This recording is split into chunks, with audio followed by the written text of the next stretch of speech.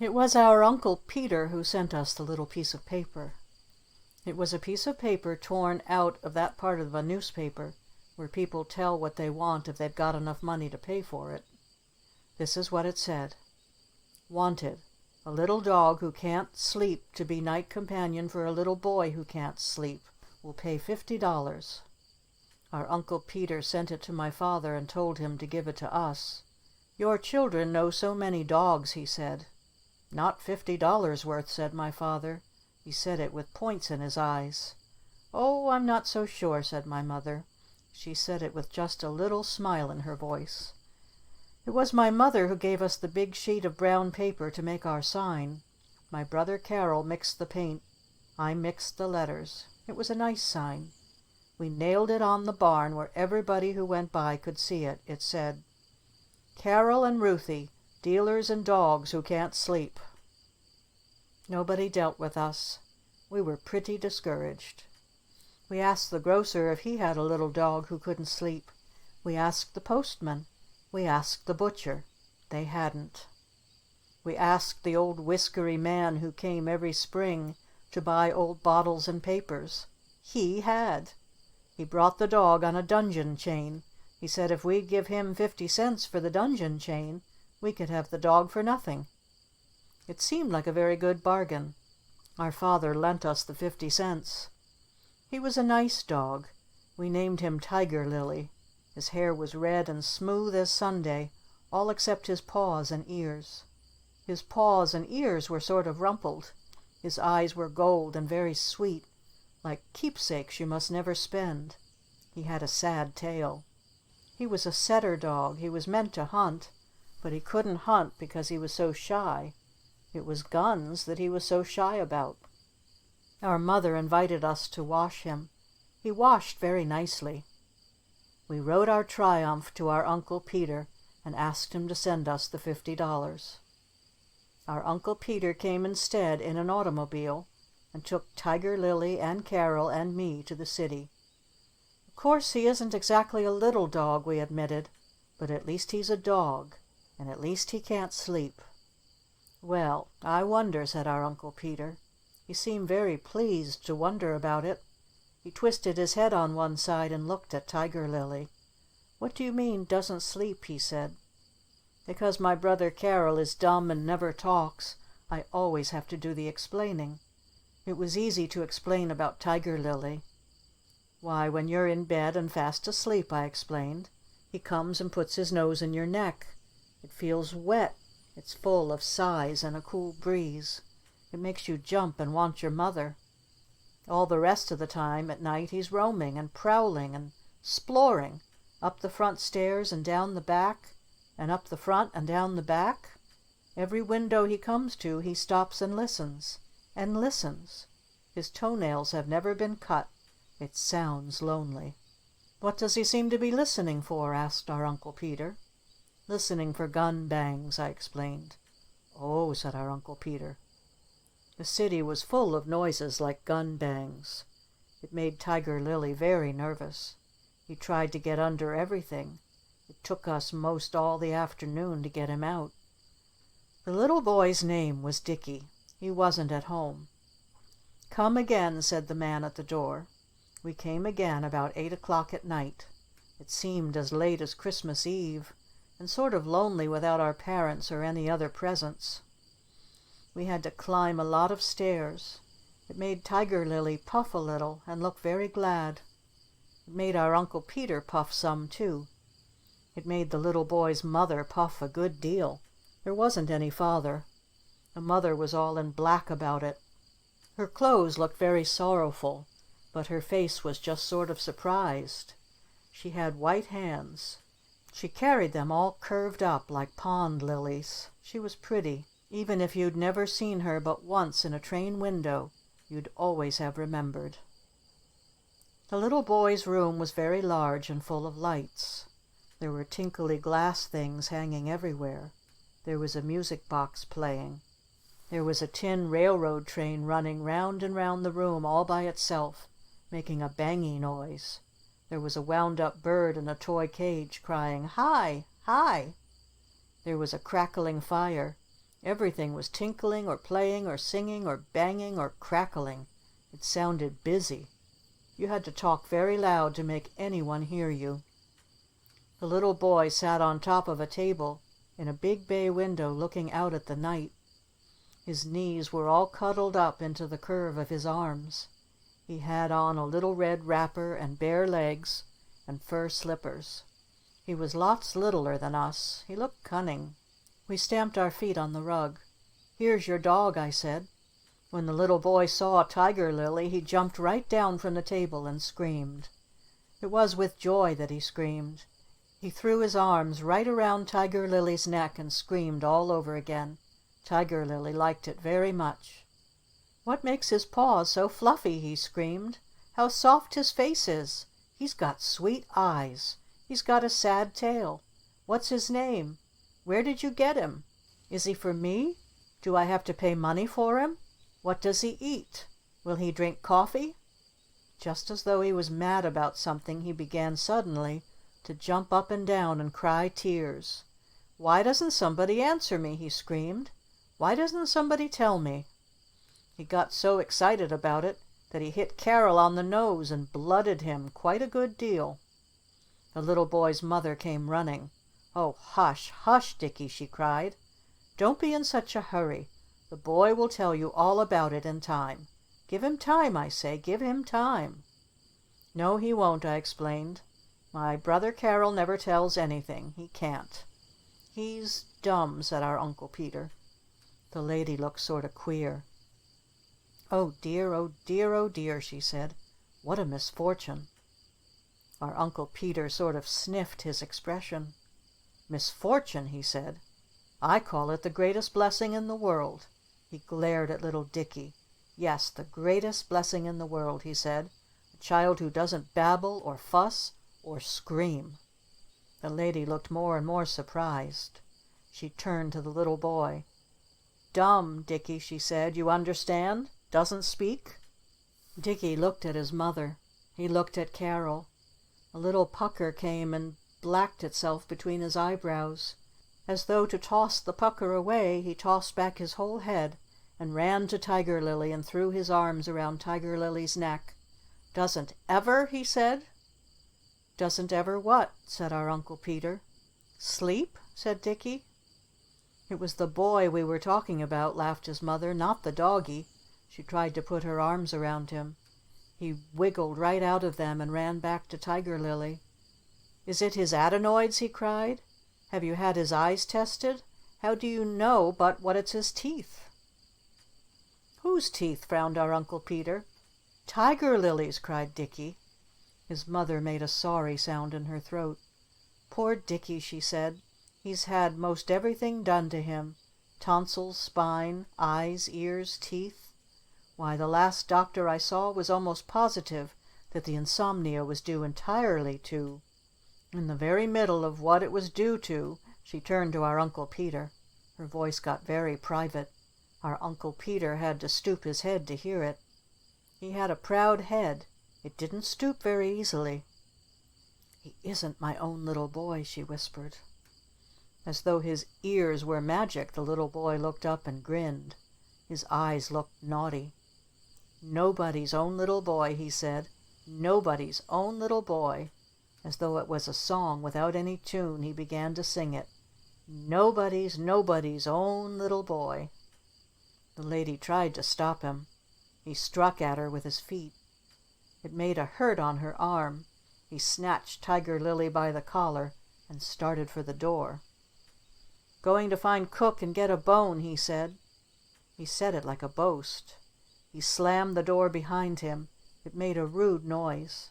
He came running back and looked a little sorry, but mostly bashful. He pointed at Tiger Lily. "What's he afraid of?" he said. "Noises," I explained. "Noises!" cried the little boy. He cried it with a sort of a hoot. It sounded scornful. "Oh, pshaw!" he said. "There isn't a noise in the world that I'm afraid of. Not thunder, not guns, not anything. Noises are my friends. In the night I take torpedoes and crack 'em on the hearth just to hear them sputter. I've got 3 tin pans tied on a string. I've got a pop gun." He ran back to the table to get the gun. It was a nice gun. It was painted bright blue. It looked loud. When Tiger Lily saw it, he dove under the bed. It was hard to get him out. The little boy looked very astonished. "It's gun bangs, specially, that Tiger Lily is afraid of," I explained. "Gun bangs?" said the little boy. "That's why he can't ever hunt," I explained.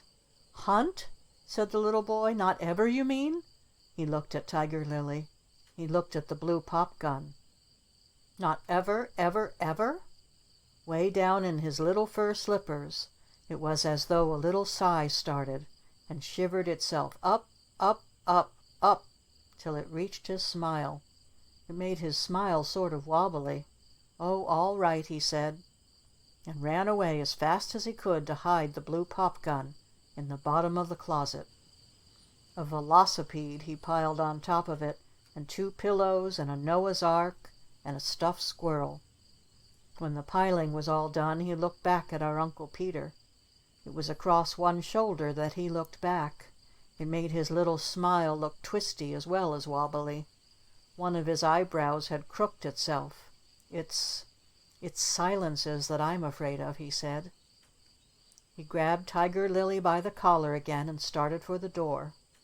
As though he was playing a game, he reached out one finger and tagged everybody as he passed them. Everybody except Carol. When he started to tag Carol, he snatched back his finger and screamed instead. "He's a silence!" he screamed. "He's a silence!" Still holding tight to Tiger Lily's collar, he ran for the stairs. Flop, flop, flop, his little fur slippers thudded on the hardwood floor. Tick, tick, tick, Lily's toenails clicked along beside him. It sounded cool and slippery. His mother wrung her hands. It seemed to be with despair that she wrung them. "Yes, that's just it," she despaired. "It's silences that he's afraid of. That's what keeps him awake all night banging at things. That's what worries him so." "But he gave up the noisy pop gun," said our Uncle Peter. "Gave it up of his own accord when he saw that it frightened the dog." "Why, so he did," said the mother. She seemed very much surprised. "Why, so he did. Why, I don't know that I ever knew him to give up anything before. He's been so delicate and the only child and everything. I'm afraid we've spoiled him." Said our Uncle Peter. "And all the circumstances of the case are so bewildering," despaired the lady. Like white pond lilies floating in a black gloom, her sad hands curled in her lap. It seemed to be at our Uncle Peter that they curled. "Are they indeed?" said our Uncle Peter. It was the circumstances that he meant. "Very bewildering," said the lady. Her cheeks got a little pink. She jumped up and went to the door and listened a minute at the head of the stairs. When she came back to her chair, she shut the door behind her. "As I told you," she whispered, "the little boy isn't my own little boy." "So I understand," said our Uncle Peter. "His mother died when he was born," said the lady. "Very sad indeed," said our Uncle Peter. "Dickie is 6 years old," said the lady. "I married his father a year and a half ago. His father was killed in an accident a year ago." "Oh dear," said our Uncle Peter. The lady began all over again as though it was a lesson. "Dickie is 6 years old," she said. "I married his father a year and a half ago. He was killed in an accident a year ago. It was all so sudden. The marriage, the accident, everything." She began to cry a little. It made her clothes look sorrowfuller and sorrowfuller, and her face more and more surprised. Once again she curled up her white pond lily hands at our Uncle Peter. It was as though she thought that our Uncle Peter could help her, perhaps, with some of her surprises. I didn't know his father very long," she cried. "I never knew his mother at all. It's pretty bewildering," she said, "to be left all alone, for life, with a perfectly strange little boy who isn't any relation at all. All his funny little suits to worry about, and his mumps and his measles, and whether he ought to play marbles for keeps, and shall I send him to college or not, and suppose he turns out a burglar or something dreadful like that, and how in the world am I going to tackle his first love affair? or his choice of a profession. Merciful heavens, perhaps he'll want to fly. Why, you're just like a hen, said our Uncle Peter. The lady didn't like to be called a hen. It ruffled her all up. Our Uncle Peter had to talk about baseball to soothe her. The lady didn't know anything about baseball, but it seemed to soothe her considerably to hear about it. When our Uncle Peter was all through soothing her, she looked up, as pleasant could be. "Why?" she said. "Why what?" said our Uncle Peter. He seemed a little perplexed. "Why, am I like a hen?" said the lady. "Oh," said our Uncle Peter. He acted very much relieved. "Oh," he said, "I was afraid it was something you were going to ask me about baseball. But a hen." He looked with smiles at the lady. "Oh, but a hen. Why, even a hen, my dear madam," he smiled. "A real professional true enough hen doesn't take any too easily to the actual chick itself until she's served a certain sit-tightly-go-lightly eggshell sort of apprenticeship, as it were, to the idea. Thrust a bunch of chicks under her before she's served this apprenticeship and—" I jumped up and down and clapped my hands. I just couldn't help it. "Oh, I know what happens," I cried. "She sits too heavy and squashes 'em perfectly flat. There was a hen," I cried. "Her name was Lizzie. She was a good hen, but childless.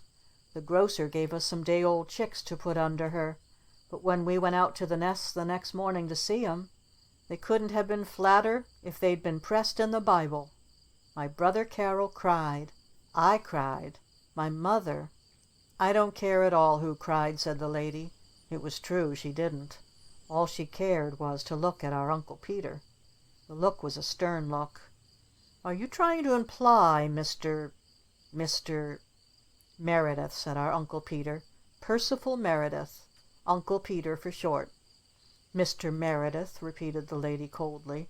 "Are you trying to imply that my stepson looks as though he had been pressed in a Bible?" I shook in my boots. Carol shook in his boots. You could hear us. Our Uncle Peter never shook a bit. He just twinkled. "Well, hardly," he said. The lady looked pretty surprised. When she wasn't looking surprised, she looked thoughtful. Her voice sounded little when she got it started again. Maybe I do take my responsibilities too heavily," she said. "But it's this sleeping business that worries me so." "I should think it would," said our Uncle Peter. "No nursemaid will stay with me," said the lady. "They say it gives them the creeps. It's enough to give anyone the creeps. A grown person, of course, expects a certain amount of wakefulness, but a child, a little carefree, heedless child, just when you think you've got him safely to sleep, all cuddled up in your own bed or even in his own bed, and are just drowsing off into the first real sleep you've had for a week. Patter, patter, patter in the hall. Creak, creak, creak on the stairs. A chair bumped over in the library. Bumped over on purpose, you understand, just to make a noise. Noises are his friends, he says. Why, once, the lady's mouth smiled a little. Once when I woke and missed him and hunted everywhere, I found him at last in the pantry, on the floor, with his ear cuddled close up to a mouse hole. Mouse nibble noises, he says, are his special friends in the middle of the night when there isn't anything else. Anything to break the silence, it seems to be. Why in the world should he be afraid of a silence? Nobody can account for it. Possibly not, said our Uncle Peter, yet the fact remains that either within or just outside the borders of his consciousness, the only two people responsible for his being have disappeared unaccountably into a silence, from which they have not returned. "Oh dear," said the lady, "I never thought of that. You mean that perhaps he thinks that a silence is a hole that you might fall into if you don't fill it up with a noise? Why, the poor little fellow! How in the world is one ever to tell? Oh dear, oh dear!" She sank back in her chair and floated her hands in her lap. Her eyes looked as though she was going to cry again, but she didn't cry. That is, not much. Mostly she just sighed. It isn't as though he was an easy child to understand, she sighed. He catches cold so easily, and mumps and everything. And he's so irritable. He kicks, he bites, he scratches. So I have seen demonstrated, said our Uncle Peter. Oh, it's quite evident, cried the lady, that you think I'm harsh with him. But whatever in the world would you do? She threw out her hands toward the pretty room, the rugs, the pictures, the fire, the toys. Perhaps you can tell me what he needs, she said. A good spanking, said our Uncle Peter. The lady gave a little gasp. Oh, not for punishment, said our Uncle Peter, but just for exercise. It's the only exercise that a lot of pampered, sedentary children ever get. Pampered, gasped the lady. Sedentary? As though her head was bursting with the noises all around the room, she clapped her hands over her ears. Our Uncle Peter jumped up from his chair and began to chase the little tin railroad train. It looked funny to see so large a man running after so small a train. When he caught it, it was having a railroad accident in the tunnel, under the table where a book had fallen on the track. Like a beetle with no paint on its stomach, he left it lying on its back, with its little wheels kicking in the air. If only all the racket was as easily disposed of, said the lady. It is, said our Uncle Peter. Like turning off faucets of water, he turned off the noises one by one. The window breeze that made the glass dangles tinkle, the funny jiggly spring that kept the toy bird screaming "Hi! Hi!" in its wicker cake, the music box that tooted horns and beat drums right in the middle of its best tunes. He looked like a giant stalking through the Noah's Ark animals. His foot was longer than the village store. If only I figured as largely in a less miniature world, he said. He looked at the lady very hard when he said it, as though he was saying something very important. The lady didn't seem to consider it important at all. She looked at her skirts instead and smoothed them very tidily. It's a pleasant day, isn't it?" said our Uncle Peter. "Very," said the lady. Quite suddenly she looked up at him. Her cheeks were pink. She seemed to want to speak, but didn't know quite how. She looked more surprised than ever. She bent forward very suddenly and stared at him. Why, you're the gentleman," she said, "who was in the fruit store the day I bought the alligator pears and dropped my pocketbook down behind the trash barrel."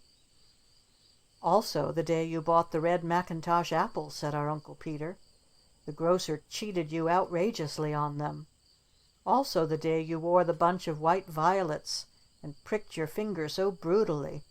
Also the day on the ferry when there was a slight collision with a tugboat and I had the privilege of... The lady looked very haughty. "It was the day of the alligator pears that I referred to," she said. "The only day in my recollection." Very positively she said it. "The only day in my recollection." But all the time that she said it, her cheeks got pinker and pinker. It was when she looked in the glass and saw how mistaken her positiveness looked that her cheeks got so pink. Tap, tap, tap, her foot stamped on the rug. Did you know who it was going to be when you brought the dog?" she said. "That is, did you know when you first saw the advertisement in the paper?" Her white forehead got all black and frowny. "How in the world did you know my name?" she said. Our Uncle Peter made an expression on his face. It was the expression that our mother calls his third helping of apple pie expression, bold and unashamed. "I asked the grocer," he said. "It was a great liberty," said the lady. "Was it?" said our Uncle Peter. He didn't seem as sorry as you'd have expected. The lady looked at Carol. The lady looked at me. "How many children have you?" she said. "None of my own," said our Uncle Peter, "but 3 of my brother Philip's. Carol and Ruthie, as here observed, and Rosalie, at 18, who is at present in Cuba engaging herself to be married." "Oh," said the lady. "I am, in short," said our Uncle Peter, "that object of romance and pity, popularly known as a bachelor uncle." "Oh," said the lady. She seemed more relieved than you'd have supposed. "But in my own case, of course," said our Uncle Peter. In the very midst of his own case he stopped right off short to look all around the room again as though he was counting how heavy the toys were and how heavy the money was that had bought the toys. All the twinkle came back to his eyes. "But in my own case," he said, "I've always known ahead, of course, for a very long time, that I was going to have 'em. Learned to sit lightly on the idea. Rebalance my prejudices. Readjust my—" "Have what?" gasped the lady. "Nephews and nieces," said our Uncle Peter. "Oh," said the lady. "Had their names all selected, I mean," explained our Uncle Peter. "Their virtues, their vices, their avocations all decided upon. Ruthie, of course, might have done with less freckles, and Carol here doesn't quite come up to specifications yet concerning muscle and brawn, and it was never my original intention, of course, that any young whippersnapper niece of mine should engage herself to the first boy she fell in love with. But taken all in all, I say—" "I think," frowned the lady, "you are perfectly absurd." The word absurd didn't seem to be at all the word she meant to say. She tried to bite it back, but got it all mixed up with a little giggle. She bit the giggle instead. It twisted her mouth like a bitter taste. Our Uncle Peter looked very sympathetic. "You ought to get away somewhere on a journey," he said. "There's nothing like it as a tonic for the mind, even if it's a place you don't like very much. It clarifies the vision so, dissipates all one's minor worries." "Minor worries?" said the lady. "Travel. Yes, that's the thing," said our Uncle Peter, quite positively. All in a minute he seemed to rustle with timetables and maps and smell of cinders and railroad tickets. "Now there's Bermuda, for instance," he suggested. "Just a month of blue waters and white sand would put the roses back in your cheeks. And Dicky—" "Impossible," said the lady. "Or if Bermuda's too far," insisted our Uncle Peter, "what about Atlantic City? Think how Dicky would enjoy romping on the boardwalk, while you followed more sedately, of course, in a luxurious wheel chair. The most diverting place in the world. Yes, quite surely you must go to Atlantic City." The lady made a little gasp as though her patience was bursted. "You don't seem to understand," she said. "I tell you, it's quite impossible." "Why?" said our Uncle Peter. He said it sharply like a teacher. It had to be answered. The lady looked up. She looked down. She looked sideways. She wrung her hands in her lap. Her face got sort of white. "It isn't very kind of you," she said, "to force me so to a confession of poverty." "Poverty?" laughed our Uncle Peter. He looked around at the furniture, at the toys, at the pictures. It was at most everything that he looked around. He seemed to be very cheerful about it. The lady didn't like his cheerfulness. "Oh, I've always had a little for myself," she explained. "Enough for one person to live very simply on. But now, with this strange little boy on my hands, I intend to go to work." "Go to work?" said our Uncle Peter. "Work?" He said it with a sort of a hoot. "Work? Work? Why, what in the world could you do?" "I can crochet," said the lady proudly, "and embroider. I can mend. I can play the piano. And really, you know, I can make the most beautiful pies." "Apple pies," said our Uncle Peter. "Apple pies," said the lady. Like a handful of black tissue paper, she crumpled up suddenly in her chair. Her shoulders shook and shook. The sound she made was like a sob going down and a laugh coming up. "I'm not crying," she said, "because it's so hard, but because the idea is so funny." "Funny?" said our Uncle Peter. "It's preposterous. It's grotesque. It's fantastic."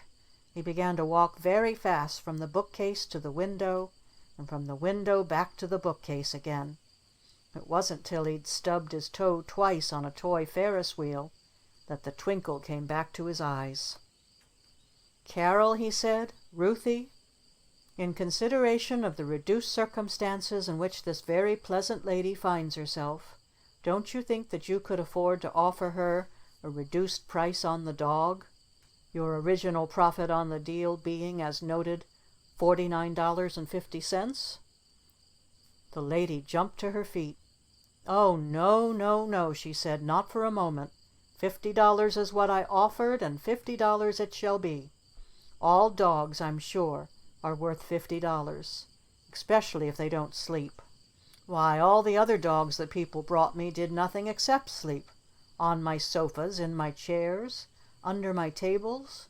Night or day you couldn't drop even so much as a handkerchief on the floor that one or the other of them didn't camp right down and go to sleep on it. Oh, no, no, no," protested the lady. "Whatever my faults, a bargain is a bargain, and—" "Whatever your faults, my dear madam," said our Uncle Peter, "they are essentially feminine, and therefore enchanting. It is only when ladies ape the faults of men that men resent the same. Your extravagant indulgency," he bowed towards the toys, "your absolute innocence of all business guile," he bowed towards Tiger Lily, "nerves strung so exquisitely that the slightest, the lady shivered her clothes like a black frost. "It was advice that I was looking for, not compliments," she said. "Oh, ho," said Uncle Peter. "I'm infinitely more adept with advice than I am with compliments." The lady looked a little bit surprised. She frowned. "It's my little boy that I want advice about," she said. "What is the best thing I can do for him?" Our Uncle Peter looked at the ceiling. He looked at the rug. He looked at the pictures on the wall, but it seemed to satisfy him most to look at the lady's face. He said, this isn't an easy question to answer unless you're willing first to answer a question of mine." "Ask any question you want to," said the lady. Said our Uncle Peter all over again. It takes a great deal of patience," said our Uncle Peter, "to bring up a little boy, unless every time he's naughty you can say to yourself, 'Well, even so, think what a good man his father grew to be,' or every time he's good you're fair enough to admit that even his naughty father was once as nice as this." All the twinkle went suddenly out of our Uncle Peter's eyes. It left them looking narrow. He made a quick glance at Carol. He made a quick glance at me. He seemed very pleased that we were so busy looking at a map of Bermuda. He stepped a little nearer to the lady. His voice sounded funny. Were you very fond of the little boy's father?" he said. The lady's face went blazing like a flame out of her black clothes. It was like a white flame that it went blazing. Her eyes looked screaming. "How dare you?" she said. "You have no business. What if I was? What if I wasn't?" All the scream in her eyes fell down her throat into a whisper. Suppose I wasn't," she whispered. "Then indeed I can give you advice," said our Uncle Peter. The lady reached out a hand to the bookcase to make herself more steady. What is it?" she said. Our Uncle Peter looked funnier and funnier. It wasn't like Christmas that he looked, nor 4th of July, nor even like when we've got the mumps or the measles. It was like Easter Sunday that he looked. There was no twinkle in it, nor any smoke, nor even paper dolls, but just shiningness. His voice was all shiningness, too. If it hadn't been, you never could have heard it, 'cause he made his words so little. "It's almost a year now," he said, "since our eyes first met. You've tried your best to hide from me, but you couldn't do it. Fate had other ideas in mind. A chance encounter on the street, that day on the ferry boat, your funny little dog advertisement in the paper." Quite suddenly our Uncle Peter straightened up like a soldier and spoke right out loud again. "About your little boy," he said. "My advice about your little boy? It being indeed so well nigh impossible, madam, for a woman to bring up a little boy very successfully unless she did love his father. My advice to you is that without the slightest unnecessary delay you proceed to get him a father whom you could love. Whereupon, as people always say in books, Our Uncle Peter turned upon his heel and started for the door. The lady swooned into her chair. Our Uncle Peter had to get a glass of water to unswoon her. I ran for a fan. It bursted my garter. When our Uncle Peter tried to mend it, he swore instead. The lady came out of her swoon without an instant's hesitation. "Here, at least," she said, "is something that I know enough to do." Her mouth was full of scorn and pins. It was with pins that she knew enough to do it.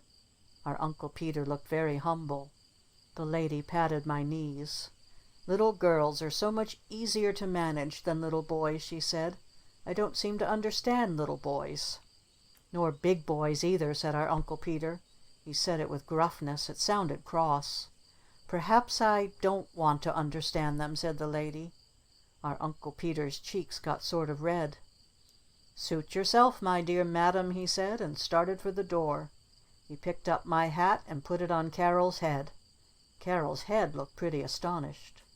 He took Carol's cap and put it on my head. He handed us our coats upside down. All our pennies and treasures fell out on the floor.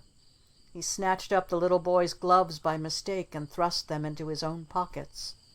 The lady collected everything again and redistributed them. She seemed to think it was funny. Not very funny, but just a little. She looked at Carol sort of specially. "Oh, my dear child," she said, "I hope you don't mind because Dickie called you a Silence." Carol did mind. He minded very much. I could tell by the way he carried his ears. They looked very stately. Our Uncle Peter whirled around in the doorway. His ears looked pretty stately too. "All the men in our family," he said, "aim to meet the exigencies of life sensibly." The lady seemed to consider the fact quite a long time before she smiled again. "Oh, very well," she said. "If the uncle really is as sensible as the nephew, perhaps he will consent to leave the children here with me tonight, instead of bearing them off to the confusion and general misbuttonness of hotels." Our Uncle Peter's face fairly burst into relief. "Oh, do you really mean that?" he cried. "It is their infernal buttons that makes most of the worry. And their prayers? What is the difference anyway between a morning and an evening prayer? And this awful responsibility about cereals? And how in the world do you make sure about their necks?" "Oh, those are the things I know perfectly," said the lady. "All the nice gentle indoor things." Our Uncle Peter began to strut again. "Oh, pshaw," he said. "It's only the outdoor things that are really important.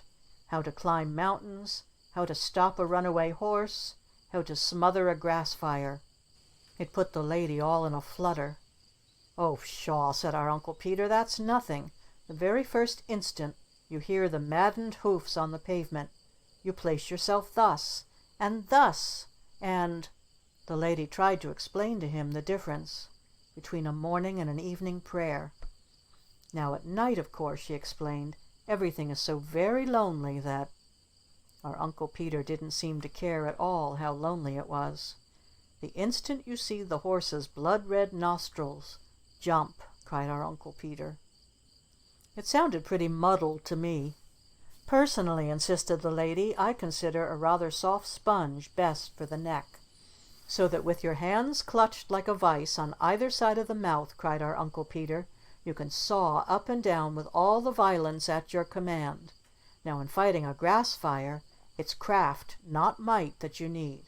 In that case, of course—" "2 hours if you're using a double boiler," explained the lady. "But many people consider a rapider action more digestible, I suppose." "My dear lady, let me finish my explanation," said our Uncle Peter. "But I want to finish mine," said the lady. Our legs got pretty tired waiting for all the explanations to get unmixed up again. It was 9 o'clock before the lady gave our Uncle Peter a cup of hot chocolate and turned him outdoors. "Just like a dog," said our Uncle Peter. We heard him say it across his shoulder as he went down the steps. It made the lady laugh a little. It was warm milk in 2 great blue bowls that she gave us. Just like kittens, we thought it was. We heard the little boy's feet come thud, thud, thudding up the stairs. We heard Tiger Lily's toenails click, click, click along behind him. The little boy looked very full of chicken and joyfulness. So did Tiger Lily. "Cook says I've got to romp him," he said, "every day. Twice every day. More'n 100 times some days. Outdoors, too. Not just in parks. Parks are good enough for cats. But in real fields, else he'll die." Almost as though he was frightened, he stooped down suddenly and laid his little ear on Tiger Lily's soft breast. "He's alive now," he boasted. "You can hear his heart nibbling." He threw back his little head and laughed and clapped his hands. He took Tiger Lily by the collar and led him over to the table by the window. He climbed up on the table and pulled Tiger Lily after him. Tiger Lily was frightened, but not too much. He felt proud. His ears looked fluffy. His back was shining silk. His tail hung down across the edge of the table like a plume. Far off in the city streets somewhere there was a noise that trolley cars make when they're climbing up a hill, and the switch is too hard for them. It was a sour sound. Tiger Lily started to make a little quiver in his back. The little boy threw his arm around him. A mouse nibbled in the wall. Tiger Lily cocked his head to listen, but kissed the little boy's cheek instead. It was a nice kiss, but wet.